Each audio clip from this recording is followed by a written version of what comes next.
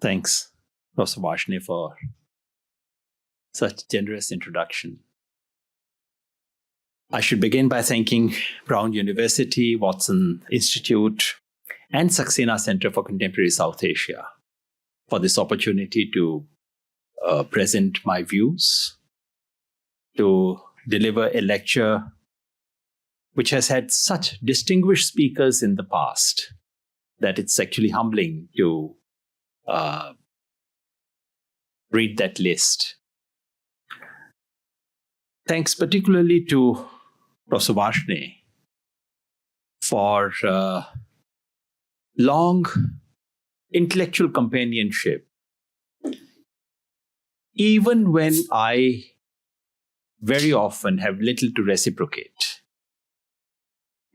This is probably the third time that I'm here at his invitation. Second time here at Brown, once in another university. And thanks to Patrick for adjusting to my last-minute requests and last-minute drafts, as always.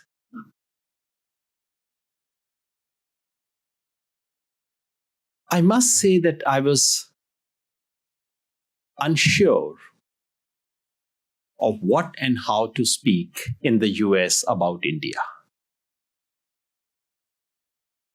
I recalled that there was a time when I used to speak very often, come to this part of the world maybe once a year, sometimes twice a year, and speak about the glory of Indian democracy. Looking back, I may have been a shade complacent. And over the last few years, I've been uncertain about what to say.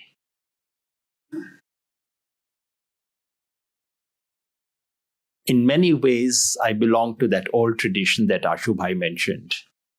And that old tradition also includes not washing your dirty linen outside your home. So, been conflicted, I must confess. But after the developments in the last few years, especially after the recent developments in this part of the world, I felt a little easy. I had a sense of possible camaraderie. As they say, the deepest bonds are bonds of grief. Hindi mein kehte hain dard ka rishta. So I felt that there possibly may be something to share in what's happening across the universe. And that's why I thought I would come and speak, in the hope that some of what I have to say may be of some use outside India as well, of some use to this country, or at least I may get to learn something from what's happening in many other countries of the world. Disruption, dismantling, dystopia. Nowadays, we get to hear these words in this part of the world. In India, these have been familiar words for well over a decade. Many other countries have never spoken about their political life without these words. When we encounter these words, our reflex action is to fall back on another set of words that express our hope. Reversal, resumption, revival. This understanding informs much of the response of Democrats in the US, in India, and elsewhere too. The title of today's lecture invites us to think of a different metaphor, that of reclaiming. In its generic meaning, reclaiming appears to signal back. It is about claiming back something that always belonged to us.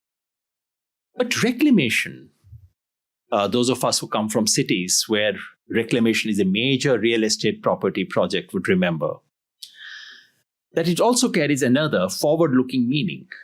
It refers to a process of making something, usually land, suitable for some use, typically farming or building, by removing something, very often water, that made it unusable. This should also be used for recovering useful substances from waste or reforming someone, typically delinquent child, to the right course. So reclaiming is not necessarily about gaining back, claiming something we once had. It is also about gaining forward, claiming a potential, claiming something we could have had. Reclaiming democracy in this sense may be the political project of our times. I speak here about reclaiming something in India, in the hope that this may not be only an Indian project, that we could have fruitful conversations among Democrats across different countries where we could learn from one another. I do so in the conviction that there is some merit in turning to those parts of the world that have seen disruptions and dismantling as a regular feature of their political life, that never could claim that democracy was the only game in town. Long discarded to the residual dustbin of democratic theory, the experience of democracies in most parts of the world could now be a source of insight. Just as we expected the historically contingent trajectory of democracy in European and North American societies to throw light on the present and future of democracies in the global South, it may now be worth entertaining a suspicion that experience of imperfect or even failed democracies may illuminate the recent experience of Europe and North America. If there's any merit in this suggestion, the US can learn something from India, and both US and India could learn something from Bangladesh or Sri Lanka. At any rate, this would be keeping with the spirit of our times, the demand for parity in international trade that has gathered steam of late. Like the trade in goods and services, there may be a case for rebalancing the international conceptual trade as well. I'm sure I would find some support here for a reciprocal tariff on societies that have long exported concepts and theories, while erecting high barriers against any import of ideas and ideals. That, however, is not the main point this afternoon. Besides, that's beyond my competence, and I can see many comparative theorists here who could do an infinitely better job than I could possibly attempt. We need a new kind of comparative politics to make democracy great again. I would confine my argument to India, whose democracy I have tried to make sense of and intervene in over the course of my academic and political life. A plea for reclamation invites us to ask several questions. First, what exactly do we seek to reclaim? This is a question usually handled by political theorists, democratic theorists, or by historians of ideas. What does democracy mean in a particular context? Second, is this something we never had, or did we lose it at some point? This is a question of empirical assessment or political judgment. Third, why did we lose it or fail to claim it so far? This question requires explanatory models of comparative politics. And finally, how do we go about reclamation? This is a practical question of political strategy and ideology. I propose to address these big questions. I know this is not what scholars are supposed to do. I guess that's why I stopped calling myself an academic over a decade ago. I would venture to suggest that we are in that moment in history where students of politics, professional, practitioners, or amateur observers cannot but turn to such big questions of our time, even if they suspect that their answers are far from clear and cogent, let alone comprehensive. That, at any rate, is what I feel about my own answers, my own sense of what I'm going to say today. But we cannot postpone it just because we don't have comprehensive answers, just because our answers are not elegant enough. The situation demands that we try and answer to the best of our ability. Good answers need not always be clever answers. So let me anticipate my overall argument, lest I lose you at some point in the details when I get into that. I shall suggest that what we call democracy in India was a strange object masquerading under a familiar name. that it carried a different promise, a different meaning, and indeed different substance from its namesake in Euro-Atlantic world. I would suggest that democratic republicanism captures it better than just democracy or liberal democracy. For far too long, we've confused these things. I've argued that political arrangement founded on this spirit of democratic republicanism has now come to an end. That is what I call the end of India's first republic. The 2024 elections did not reverse this. The failure of the present regime to get a plebiscitary mandate merely halted a slide from competitive authoritarianism to electoral autocracy. We are at this moment in a no man's land. That's my assessment of where we stand. I go on to suggest that this end of India's first republic was not just a bad accident, nor was there anything inevitable about its collapse. India experienced what I call democracy capture. Capture of democracy by using instruments of democracy. While no democracy is immune to such possibilities, the flip side of the extraordinary success of Indian democracy was that it was vulnerable to such an assault. The implications of this reading, to my mind, is that reclaiming republican democracy is a political project. This project requires reinvigoration of democratic resistance, a cogent strategy, careful identification of agents of change, and coordination at multiple levels. Once the resistance offers us a breathing space, then there is a need for restructuring of the democratic state to guard against similar democratic capture in future. At the same time, we must realize that reclamation is not just a matter of political strategy. We require re-enchanting democracy in multiple ways: conceptual, normative, and practical. Or to put it differently, it calls for nourishing democracy with ideas, ideology, and idealism. That's broadly the argument that I'm going to present today, starting with the first part, which is what was Indian democracy? What is Indian democracy? What is the specificity, uniqueness of Indian democracy? Because when we say India is not democratic, Freedom House tells us India has fallen its score. We all assume that there is one standard model of democracy. We know what it means to be democratic, and we know what it means to slide back from that. I would suggest we need to examine this a little more carefully, not because there is anything unique about India, but because every democracy is unique in its own way. Let me begin, therefore, with some remarks on why the dominant theory of democracy does not help us make sense of the reality that confronts us. Drawing upon Sudipta Kaviraj, I've already said, this was a phrase from him, that Indian democracy, he did not use it in the case of Indian democracy, he made this a general remark about strange objects masquerading under a familiar name. This is what so much of our modernity is all about. Much of the efforts of the dominant theory have been to name and map what it finds familiar, that is, similar to the institutions and practices in Euro-Atlantic world. The trouble is that such an approach does not connect to the substance of democracy in societies like India. It leads to serious misrecognition of the specificity of Indian democracy, its strengths and its challenges. This directly relates to a flaw inherent in the dominant orthodoxy on democracy, which invites us to a universe of democracy, a shared definition, a universal normative standard, and standard institutional checklist. This stylized picture does not help us understand the real world of pluriverse of democracy. That's increasingly what we need to think about. Alternative approach would invite us to widen the conceptual apparatus of democracy, to include diverse ways, languages, idioms, theories, in which democracy has been understood all over the world.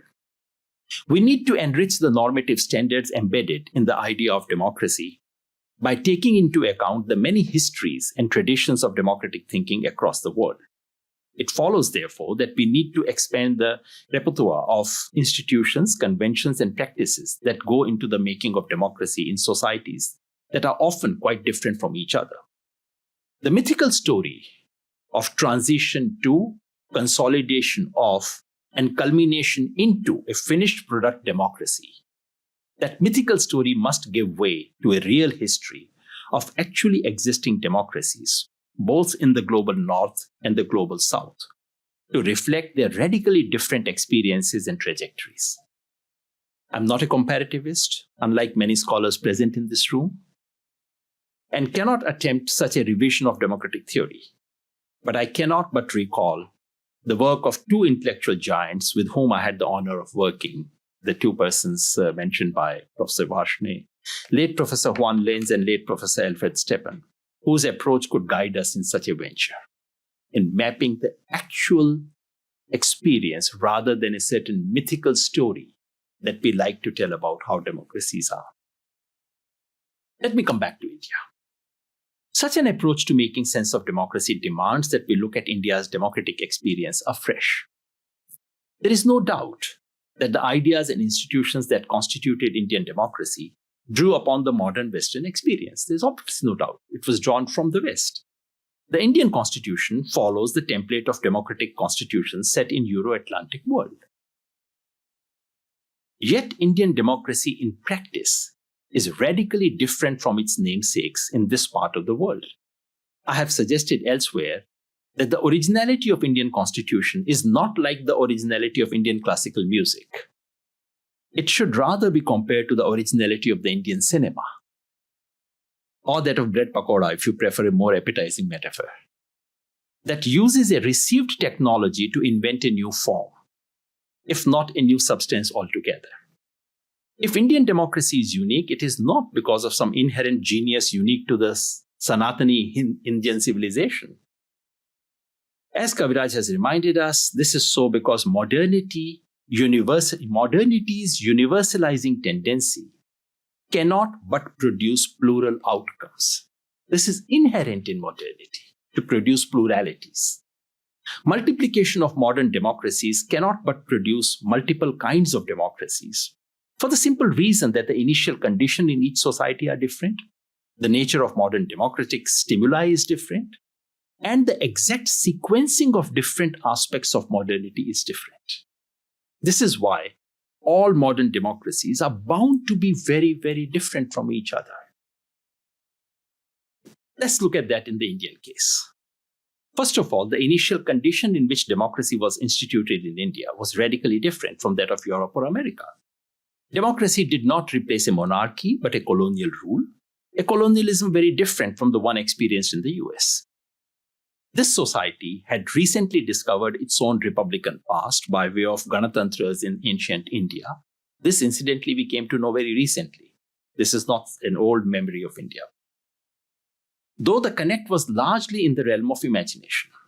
More to the point, a modern democratic state was being instituted in a society that did not have a continuous tradition of centralized political authority, a society that inherited a system of graded inequalities, the caste order. In this background, the encounter with modern democracy could produce a more radical outcome than elsewhere. That's why Indian democracy became a more radical enterprise. This radical potential was mediated by the other dimension of the historical context, namely the sequencing of socio-cultural, economic, and political trajectories of modernity. Unlike Europe, where the entrenchment of capitalist economy, individualization, and secularization of society, and the consolidation of modern state preceded the gradual introduction of universal adult franchise, the order was nearly reversed in India. As Rajni Kothari has recognized long ago, politics was at the heart of India's tryst with modernity. Democracy was not just about instituting a mechanism to hold the rulers accountable to the people. The project of instituting democracy was intertwined with that of state building and nation building. Democracy became a primary mechanism for secularization of society, for reordering of hierarchies of a caste order, and laying down the foundations of a modern capitalist economy. This primacy of politics was to prove a boon as well as a curse. Finally, it is not just the context, but the stimuli that we call democracy was also very different in India. Indian political thinkers in the first half of the 20th century were acutely aware of the democratic currents in the West. Indeed, of all the major intellectuals and political tendencies across the globe, they were quite familiar with all that. Yet, with the exception of Dr. Ambedkar, there is a conspicuous absence of sustained reflection on democracy as a political form. Almost no one writes about democracy. This is stunning in the 20th century. They were all Democrats, yet democracy was not the principal object of desire, nor the principal category to think through India's political future. The rich and multi-layered idea of Swaraj subsumed the idea of democracy. The foundational principle and practices of democracy were shaped in India by two overwhelming political currents: nationalism, socialism. These were the two currents that shaped what democracy was and what it became. Indian nationalism was a source of ideas, leadership, and organized forces that lent stability and depth to the democratic enterprise. Indian version of nationalism offered a philosophy to connect deep diversity with democracy, something which was not possible in many other parts of the world. At the same time, the quest for national resurgence in post-colonial India also instituted an anxiety around national unity and an enduring support for a strong state. The Indian variant of socialism, something I've studied for long, from communism to Gandhian socialism, served to radicalize the idea of democracy and ensured a pro-people bias in democratic practices. So I keep joking that the Indian communist movement did not create a revolution in this country, but it actually democratized democracy in India. And this was the unintended consequence of what they were trying to do. Its focus on substantive outcomes rather than procedural norms was to become the strength as well as the weakness of Indian democracy. So this is why Indian democracy was to be and is unique, different.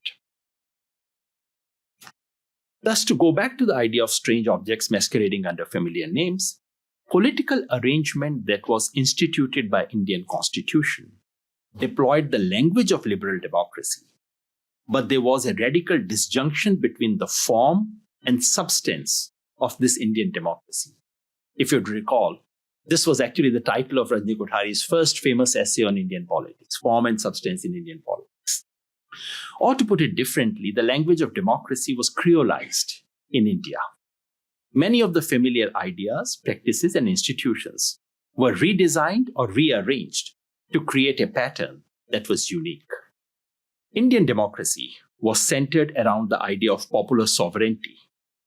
People decide who to rule. People decide who rules them. They expect the rulers to work for their welfare, failing which they can punish the ruler. That's the central idea. Notice that this concept is substantive, not procedural or minimalist. There's almost no popular support for any procedural or minimalist understanding of democracy. Democracy is about rulers ensuring everyone's welfare, well-being, and dignity. People are not fussed about rules and procedures. People value their right to choose and to punish the rulers. They would not let go of it, at least not knowingly. But they do not put premium on what makes such a choice free. Freedom of expression, autonomy of institutions, or a level playing ground. These do not occupy that kind of centrality. Freedom is valued, but is understood in a non-liberal register. That is, not as a non-interference, but as non-domination, as freedom from arbitrary, capricious rule, rejection of hubris. People compromised, not individuals. The people comprised not individuals, but communities, either social communities based on birth, such as family, caste, or religion, or political communities who come together by working together. In its Indian version, democratic experience was shaped by practices that are not codified in the Constitution. While formal sphere of constitutionally mandated institutions always remained anemic, it was the informal sphere of what Partha Chatterjee calls political society that filled in the vacuum and accounted for the vibrancy of Indian democracy. The strength was not in the constitutional, formal liberal apparatus. The strength was elsewhere. While political parties were ubiquitous, their connect to the people was mediated by non-party political formations, social movements, community organizations, people's campaign, and citizens' groups. In this context, elections came to play a vital role in the realization of the promise of democracy. Elections served as the hinge between the organized and the unorganized sector of India's political life. We use this expression very often to understand the economy, organized sector, unorganized sector. It may be profitable to use it in politics as well. Therefore, elections carried a functional overload. While it gave Indian elections their festive-like quality, this centrality of elections also carried a risk. Election capture could become an effective tool for democracy capture. This was a danger that the structure of democracy always carried. Now, this specificity of Indian democracy cannot be captured by calling it a liberal democracy and by judging its successes or failures by those yardsticks. I suggest that it is better to describe Indian model of democracy as democratic republicanism. This, of course, draws upon Philip Petit's suggestion of redefining liberty as non-domination, and there's a lot of literature on neo-republicanism. What is called neo-republicanism thus opens the door to recognize the pro-people, egalitarian, and anti-power impulse implicit in the Indian model of democracy, and also possibly in models of democracy in many other parts of the world. I would like to believe that a republicanist reading allows us to connect India's modern democratic experience with the Ganatantra tradition in ancient India. Above all, it allows us to conceptualize Indian practices of democracy in the last 100 years. I would like to propose that Baba Saheb Ambedkar, arguably the only democratic theorist of the 20th century, he was actually the only exception to the rule that I spoke about, that people were not attentive to democracy. Ambedkar, arguably the only democratic theorist of 20th century India, should be read as a theorist of democratic republicanism. So let me conclude this part by simply recalling Dr. Ambedkar's definition of democracy. We don't read it as often as we should. He actually says, I'm going to offer you a definition of democracy. And the definition is this: a form and a method of government whereby revolutionary changes in economic and social life of the people are brought without bloodshed. That's his definition. I believe that this rather startling and non-liberal conception of democracy lay at the heart of India's democratic republic. So that's one part of what I wanted to say about what is India's model concept of democracy, from which there is a departure, from which there is a decline, from which we have, which has in a sense come to an end.